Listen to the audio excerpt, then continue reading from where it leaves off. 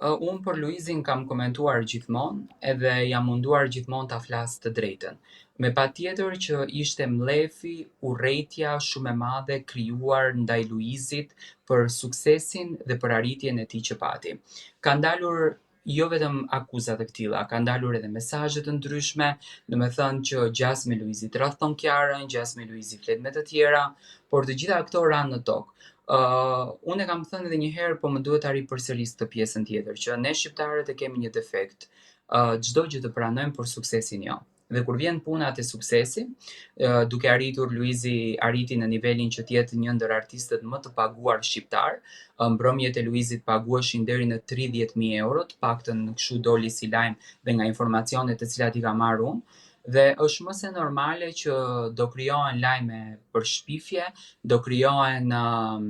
situata të këtilla që Luizi të merret në padi, që Luizi t'i prishet karriera e tij. Por Luizi qëndroni fort, qëndron stoik, sepse në këtë drejtim gjithmonë ka qenë transparent, ka qenë i sinqert si në marrëdhënien e tij ashtu edhe në profesionin, por edhe në punën e mëhershme. Unë dua të lidh diçka në këtë mes, kujtoj kur Luizi ishte brenda në shtëpinë e Big Brotherit, mbaj mend atëherë të gjithë noterët e Shqipërisë u ngritën në këmbë duke mbajtur emisione për të rrëzuar imazhin e Luizit, sepse dashuria e shqiptarëve ishte shumë e madhe në atë kohë dhe si duhet ne të dëmtojmë Luizin, do krijojmë emisione vetëm e vetëm që shqiptarët të fillojnë të ftohen nga ai dhe mos ta dashurojnë dhe mos t'i besojnë kaq shumë. Por shqiptarët gjithmonë kanë qenë të zgjuar në përzgjedhjet që kanë bërë ndaj artistëve shqiptar, nuk kanë qenë të gabuar dhe sinqeriteti i Luizit, transparenca me publikun, vërtetësia e tij e nxori atë fitues edhe në këtë betejë. Unë e kam thënë edhe para një viti, sepse ky si lajm më përhap para një viti konkretisht, Luizi është i pafajshëm, ishte i pafajshëm dhe do të jetë i pafajshëm, sepse nëse Luizi mund të ketë bërë një gabim me profesionin e tij, besoj që është aq i zgjuar sa që ta përmirësoj gabimin e tij dhe gjëra të këtilla të tipit që mundohen të shpifin për Luizelin janë vetëm inate edhe urrejtje personale për të dëmtuar dhe për të ulur imazhin e tij, sepse ngritja e Luizit ndodhi për herë të parë në botën e artit shqiptar, kur më parë nuk ka ndodhur një ngritje aq e shpejtë e imazhit të një personazhi të paktën artist, kur më parë nuk ka ndodhur që një artist shqiptar të bëjë të gjithë shqiptarët bashkë, por të ketë edhe fuqinë për të ndikuar edhe në përditshmërinë e tyre, domethënë dashuria e Luizit u shndrua në dashuri shumë të frikshme nga ana e shqiptarëve dhe si do e dëmtojmë ne Luizin? Ne Luizin do e dëmtojmë duke shpifur për të, duke nxjerrur mlefin ton për të, sepse ndoshta është edhe ky fenomeni që Luizi nuk u jepte intervista, Luizi nuk u dilte në për portale dhe ato për urrejtje dhe për mlefin që kishin do inskenonin situata të tipit që Luizi mund të ketë falsifikuar dokumentacione e gjëra të këtilla. Më vjen shumë keq për Kiarën në këtë rast edhe për nënën e Luizit, të cilët unë e di që e kanë përjetuar shumë keq këtë gjë dhe është dhe ky momenti që ti kur i shikon që e gjithë bota të vërsulet mund të humbasësh edhe besimin tek partneri jot, por Kiara u tregua një zonjë vërtet, pa marrë parasysh se çfarë betejësh kanë në jetën e tyre. Kiara është pranë Luizit duke mos i lëshuar dorën kur. Dhe kjo e bëri që çifti edhe një herë ta dëshmojë që janë bashkë. Por unë jam shumë i lumtur që Luizi e zgjodhi këtë problemin edhe një herë i tregoi popullit shqiptar sinqeritetin e tij që e ka patur gjithmonë dhe atë vërtetësinë që Luizi e tregoi brenda Big Brotherit edhe jashtë saj. Ka pasur dhe një ditëlindje tjetër, në fakt ditëlindja e Gjestit. A dihet nëse ditë ku e ka festuar së pari dhe a ka qenë e pranishme Egli në këtë ditëlindje? Gjesti ditëlindjen e ka festuar në Prishtinë. Egli, me sa ne pam, nuk ka qenë e pranishme në këtë ditëlindjen, domethënë Gjesti e ka festuar ditëlindjen me DJ Gimbon, më vjen keq që po përmend emra, por deshën u bën më tash fytyra publike. Do thënë kishte festuar ditëlindjen me familjarët e tij dhe me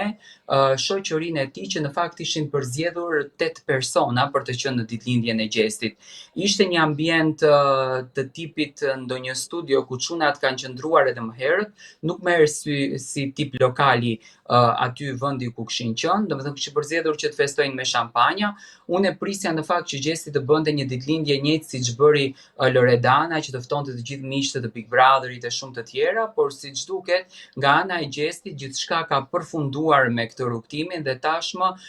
po vazhdon me shoqërinë e tij dhe me rrethin e tij. Egli Taku, ju e dini shumë bukur që ka qenë një ditë përpara në Prishtinë, domethënë një ditë para ditëlindjes me Gjestin, në fotografinë e ka shkrepur në rrugën B, ato të cilët jetojnë në Prishtinë e dinë shumë bukur për cilën rrugë bëhet fjalë, dhe me patjetër që ka festuar edhe momente me Eglin deri diku, por me patjetër edhe me shoqërinë, por duke i qëndruar gjithmonë besnik atij fakti që Gjesti ka përzgjedhur që lidhjen e tij të dashurisë të mos ta bëj publike, por ta ruaj në privatësi, duke u bazuar edhe në lidhjet e tjera që për shembull nuk po gjejmë dot asnjë fotografi me këtë diellzën të shumë përfolur, i bie që Gjesti gjithmonë i pas ka patur lidhjet e tij me shumë privatësi. Atëherë i bie që Gjesti ka postuar vetëm foton me shoqërinë, por ka festuar edhe me Eglin. Mendoj unë, sepse nuk kemi asnjë gjë të zyrtare nga Gjesti dhe nga Egli në këtë drejtim. Çuditërisht, ashtu siç bëjnë çiftet mes njëri tjetrit, Egli po na befasonte, nuk e di a është kjo një lloj mekanizmi për të qëndruar në skenë dhe për të mbajtur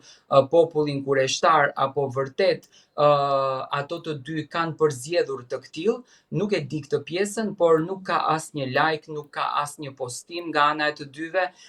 domethënë nuk ka asnjë lloj urimi pa marrë parasysh se çfarë do të ndodhë në jetën e tyre.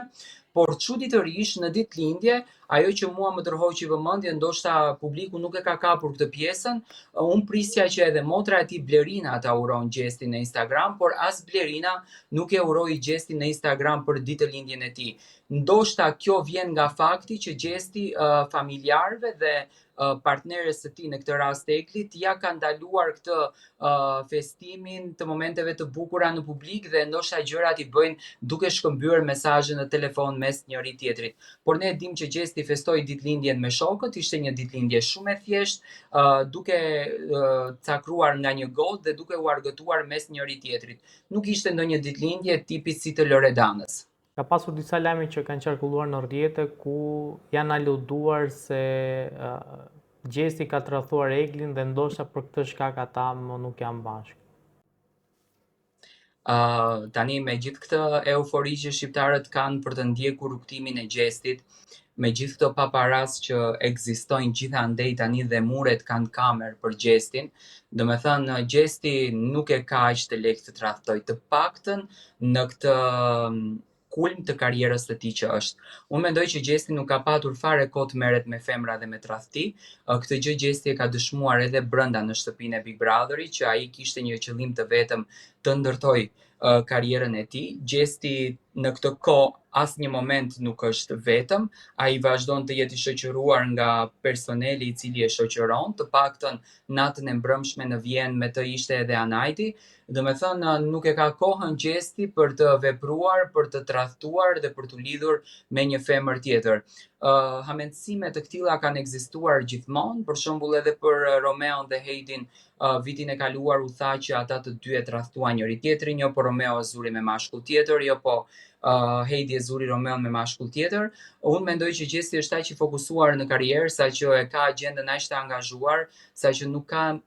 kohën të bëj lëvizje për qefin e tij, e jo më të tradhtoj me një femër tjetër. Në qoftë se Gjesti do ta kishte tradhtuar Eglin me një femër tjetër, nuk ma merr mendja që Gjesti beson të kthej mesazhe në celular, tradhtia nuk vije menjëherë. Mendoj që e do në kohën e saj, e do momentin e saj. Gjesti ka qenë shumë i angazhuar me koncerte dhe nuk besoj as pak që Gjesti dhe Egli kanë një plasje të kthill apo ka ndodhur një tradhtim mes tyre.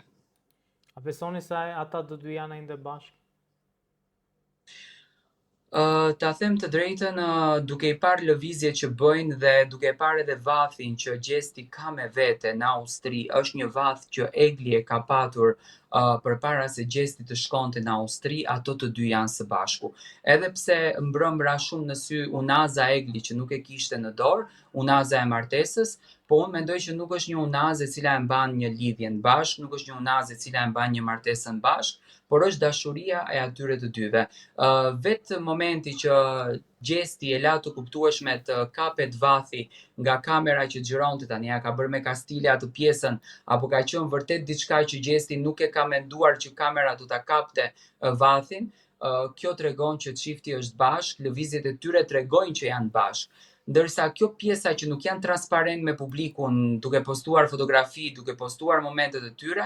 krijon pikpyetje të këtilla, por unë mendoj që këto pikpyetjet janë forma e marketingut që Gjesti dhe Egli kanë përzgjedhur